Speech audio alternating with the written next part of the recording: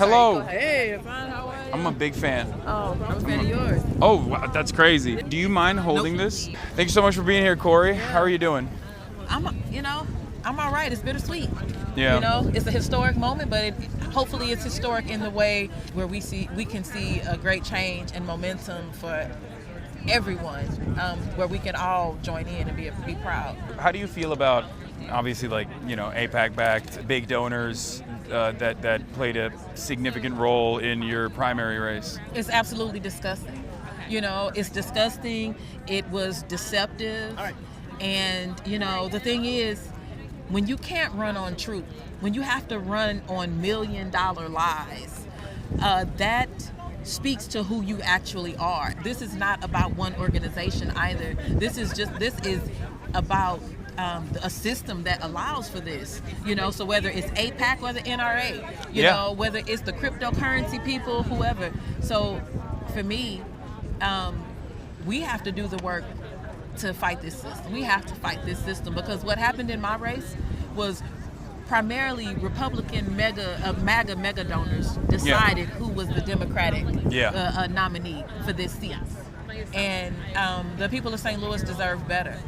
Absolutely. You're a fighter for your people. These people out here, the uncommitted delegates, also did something that you've done as well in the past. They stayed out here and they slept outside to hopefully get the Democratic Party to listen to them. You were successful in making Congress, I think, extend the yes, absolutely, eviction moratorium. The eviction moratorium. After, for those of you who don't know, Cori stood outside of Congress, and when they were trying to go home, and they love going home. Yeah, they love going on vacation, and worked tirelessly and protested outside of Congress to ensure that the eviction moratorium was halted or extended. Yes, it was extended.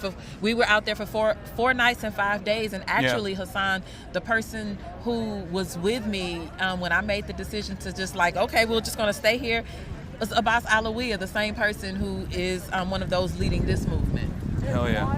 What do you think about the intersectionality?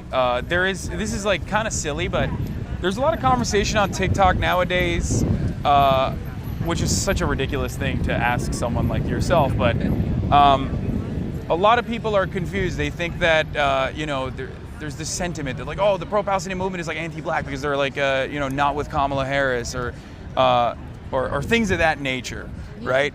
And I wanted to ask you how you feel about that, because like I go to these protests all the time. These are some of the most diverse protests I've ever attended. And they've always been. Yes. And obviously Palestinians have been at the forefront as well, and Muslim Americans have been at the forefront of Black Lives Matter movements as well. I just wanted to hear what you had to say about the intersectionality and how these struggles diverge in very meaningful ways.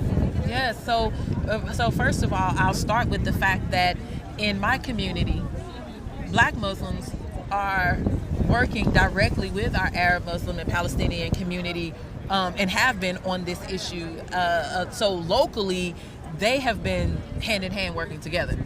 But I have to take this all the way back to where it started. It was the Ferguson Uprising, when a delegation of Palestinians came to the United States, to Missouri, to St. Louis, to Ferguson, to help us protest and to help us protest, but also they were mainly there to teach us what to do when we were tear gassed. This was 2014, before all the information was out there. This is when Barack Obama was like, they're thugs. It was really a tough time, and so that solidarity was there then. And I remember asking them, Hasan, I remember saying, why are you doing this? Why are you putting yourselves on the line? We're being tear gassed, shot with rubber bullets, all of these things. And they said, because we understand oppression in our country. We know what this is like, and we don't want anyone else to go through it. And so we locked arms and stood together then. So that solidarity is there, but that solidarity was there during the Civil Rights Movement. This is nothing new. My auntie, my auntie who I love, the Dr. Angela Davis, speaks about it so much, and so we have to stand together, and standing together at this time, it's about humanity. How can I have no idea, Hasan, what it's like to wonder if a bomb is going to hit my community. I have no idea what that's going to be like, and I hope I never do. But for those that do, I should be there to help them the same way that many Palestinians said, you know what, we don't know what it's like to suffer in this country, to suffer what black people go through in this country. We don't know what that's like here, you know, the same way. We don't know what it's like to be killed by police with impunity, you know, disproportionately. So in the same way, we should be standing for one another. And obviously the issue goes beyond, there is a direct involvement when you have, in the post 9/11 world in the United States of America, the IDF training police departments all around the country. You have the New York Police Department having an office in Tel Aviv.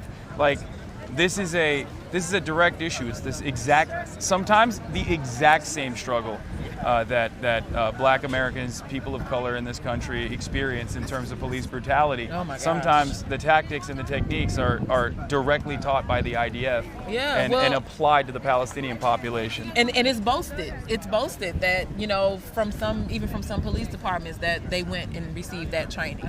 And so that was hurtful for us during the Ferguson uprising to see our local police force speak to that in that way. It's one thing to get the training, it was another thing to boast about it. Yeah, no, it's ridiculous. Well, thank you so much for everything that you do. Thank you, Hasan. And I hope that you'll continue and get back into Congress. All right. All right. Thank you. Wait, hold on. Let me take this photo. And then